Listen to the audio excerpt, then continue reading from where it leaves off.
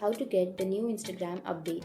So if you want to get the new Instagram update, then first you need to have the stable internet connection.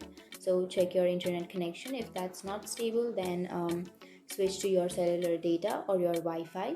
And after switching or after having a stable connection, now you can simply open up your Play Store or your App Store, and then here on the upper side you will have a search bar, right? Tap on that search bar, and then you can simply search for Instagram. And after searching, here you will have the application, right?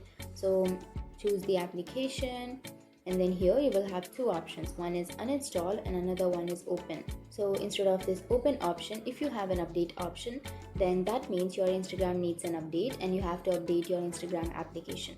And after tapping on that update, your Instagram will start updating.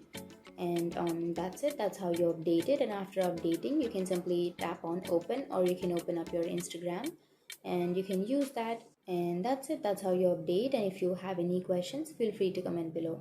Thanks for watching.